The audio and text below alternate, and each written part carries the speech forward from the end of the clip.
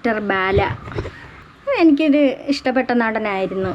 എനിക്ക് ഭയങ്കര ഇഷ്ടമായിരുന്നു, ഉള്ളത് പറയാമല്ലോ. എനിക്ക് മുമ്പൊക്കെ ഭയങ്കര ഇഷ്ടമായിരുന്നു. ഈ അമൃതയെ കെട്ടുന്നതിന് മുമ്പൊക്കെ എനിക്ക് ബാല എന്ന് പറഞ്ഞാൽ നല്ലൊരു ബാലയുടെ നല്ലൊരു ബഹുമാനമായിരുന്നു, നല്ലൊരു നടനായിരുന്നു.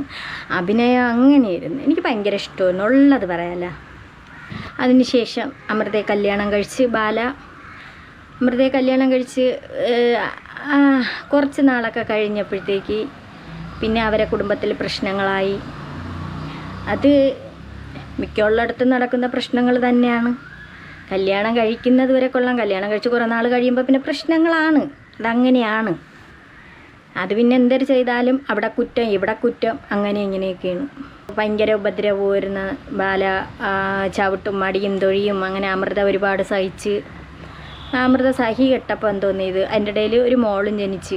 സഹി കെട്ടപ്പോൾ അമൃത വേണ്ട എന്ന് വിചാരിച്ച് ഡിവോഴ്സായി, നിയമപരമായിട്ട് പോയി അമൃത ഡിവോഴ്സായി. അത് കഴിഞ്ഞതിന് ശേഷം വീണ്ടും എലിസബത്ത് എന്ന് പറയുന്ന ഒരു പെൺകുട്ടി, പിന്നെ ഇതാണിപ്പോൾ സോഷ്യൽ മീഡിയയിൽ കിടന്ന് കറങ്ങിക്കൊണ്ട് കിടക്കുന്നത്.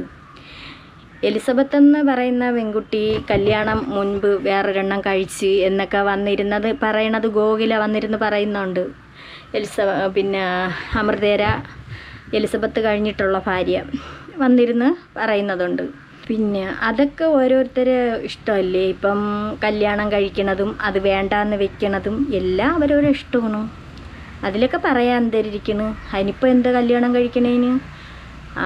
എലിസബത്തിന് ഒരു ജീവിതം വേണമെന്ന് തോന്നി അങ്ങനെ കല്യാണം കഴിച്ച്. എലിസബത്ത് പറയുന്നുണ്ട് 3 ആഴ്ചയോളം ജീവിച്ചെന്ന്, അത് ഡോക്ടറാകണ്ടായിരുന്നു എന്നൊക്കെ പറയുന്നുണ്ട്. അതിനെക്കുറിച്ചൊന്നും എനിക്ക് പറയാൻ അത്രയ്ക്കില്ല. അപ്പം അങ്ങനെ അത് കഴിഞ്ഞിട്ട് പിന്നെ അവരെ കുടുംബജീവിതത്തിൽ എന്തോ പ്രശ്നമായി, അങ്ങനെയൊക്കെ അതെടുത്ത് കളഞ്ഞ്. പിന്നെ അതിന് ശേഷം ആണ് ബാലയായിട്ട് പരിചയപ്പെടുന്നത്. അങ്ങനെ ബാലയായിട്ട് കല്യാണം കഴിഞ്ഞ് അവർ കുറേ നാളൊക്കെ കഴിഞ്ഞെങ്കിലും അവരുടെ ജീവിതത്തിൽ നമുക്ക് അറിയാൻ കഴിയുന്നത് സോഷ്യൽ മീഡിയയിലൊക്കെ വന്നിരുന്നു. കൂടുതലും സോഷ്യൽ മീഡിയയിൽ ബാല വന്ന് ഓരോന്നോരോന്ന് പറയണ ഒരു സ്വഭാവം ഉണ്ടായിരുന്നു ബാലയ്ക്ക്.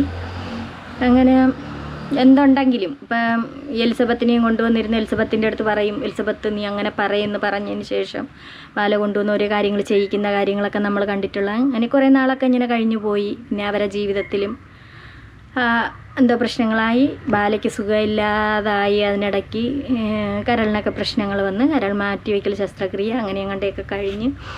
അങ്ങനെ അന്നൊക്കെ എലിസബത്ത് പറയുന്നുണ്ട് അന്നൊക്കെ ഞാൻ കൊള്ളാം. പിന്നെ അതിന് ശേഷമാണ് എന്നെ അഴിക്കായത്. എലിസബത്തിൻ്റെ ഒരുപാട് വോയിസുകളും എലിസബത്ത് എല്ലാം പുറത്തു വിടുന്നുണ്ട്. പിന്നെ അതിന് ശേഷം വീണ്ടും ബാല വേറൊരു കല്യാണം കഴിച്ചാണ് കോകില. അവർ ഒരു യൂട്യൂബ് ചാനലുമായിട്ട് പോകുന്നുണ്ട്.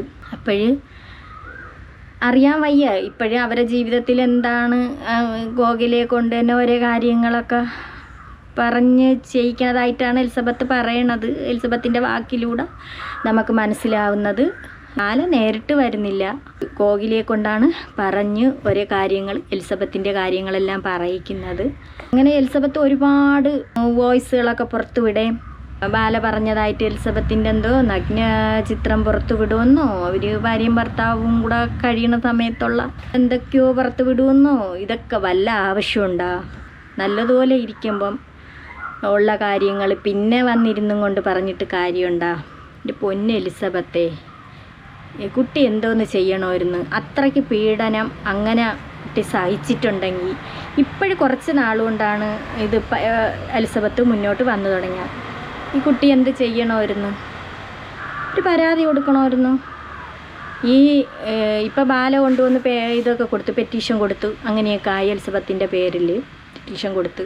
അതിനു മുമ്പ് എത്രയോ യൂട്യൂബേഴ്സ് പറഞ്ഞതാണ് എലിസബത്ത് ഒരു പരാതി കൊടുക്കാനായിട്ട് ഇങ്ങനെ വന്നിരുന്നു. സോഷ്യൽ മീഡിയയിൽ എപ്പിസോഡ് കണക്കായിട്ട് പറഞ്ഞുകൊണ്ടിരിക്കേണ്ട എലിസബത്തെ നമുക്ക് എല്ലാവർക്കും അറിയാം. ഈ ബാല എന്ന് പറയുന്ന വ്യക്തിയുടെ സ്വഭാവം നമുക്ക് എല്ലാവർക്കും അറിയുന്നതാണ്. ഈ ജനങ്ങൾക്ക് മൊത്തം അറിയാം. ശരിയാണ്, കറക്റ്റ് കാര്യമാണ്. ബാല പറയുന്നത് അങ്ങനെ ആരും വിശ്വസിക്കൂല. ശരി, എല്ലാവർക്കും 100ൽ ഒരാളെ 2 പേരാകാനും ബാലയുടെ വാക്ക് ചിലപ്പോൾ വിശ്വസിക്കുമായിരിക്കും. എലിസബത്ത് പറയുന്നത് എല്ലാവർക്കും അറിയാമെന്നുള്ളതാണ്. ആളിൻ്റെ സ്വഭാവം അങ്ങനെയാണെന്ന് എല്ലാവർക്കും അറിയാം, ജനങ്ങൾക്ക് മൊത്തം അറിയാം. ഞാൻ പറയണ ഒരു മോശം ഒരിതാണ് വന്നിരുന്നും കൊണ്ട്.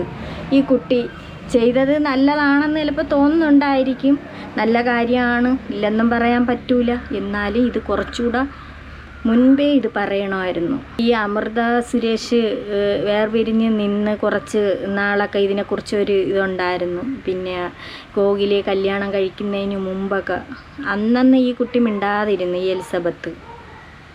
എല്ലാവരും വിചാരിക്കുകയും ചെയ്ത് എന്തുകൊണ്ടാണ് എലിസബത്ത് അത് മിണ്ടാതിരിക്കുന്നത് എന്നെല്ലാവരും ചിന്തിച്ച്. വിഷമങ്ങളുണ്ട്, പ്രയാസങ്ങളുള്ളത് എല്ലാവർക്കും അറിയാം.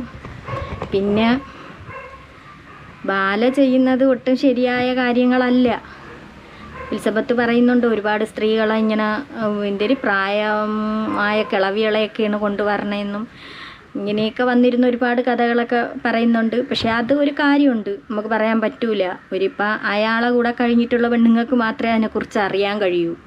അല്ലാതെ വെളിയിൽ നിൽക്കുന്ന ഒരാളിന് അത് അറിയാൻ കഴിയൂല. അതാണ് അതിൻ്റെ സത്യം. ആ കുട്ടി അനുഭവിച്ച വേദന ആ എലിസബത്തിനും അറിയാം, അതുപോലെ അമൃതയ്ക്കും അറിയാൻ പറ്റും. ഇപ്പോൾ ഗോകുലയുടെ അടുത്ത് ഓരോന്ന് പറയണമെങ്കിലും ഗോകുലയ്ക്കും ഏകദേശമൊക്കെ മനസ്സിലായി കാണും. അങ്ങനെ കിടക്കുന്നതായിരിക്കും ചിലപ്പം. എലിസബത്ത് ഇനിയിപ്പോൾ എന്തോ ചെയ്യാൻ, ഇനിയിപ്പോൾ നിയമപരമായിട്ട് മുന്നോട്ട് പോകണമായിരിക്കും. പിന്നെ സന്തോഷമായിട്ടിരിക്കുക, ഇതൊക്കെ തന്നെ പറയാനുള്ളത്. എല്ലാ ജീവിതത്തിലും ഉള്ളതാണിതൊക്കെ. ഇതങ്ങ് ഒരാളിന് രണ്ടുപേർക്കും മാത്രമല്ല, നമ്മളെടുത്ത് നോക്കുമ്പോൾ ഭൂരിഭാഗം സ്ത്രീകൾക്കും ഇങ്ങനെ തന്നെയാണ് അനുഭവിച്ച് പോണത്. സഹിച്ച് കഴിയും. പിന്നെ അതൊക്കെ അങ്ങനെയാണ് ജീവിതം എന്ന് പറയണത്.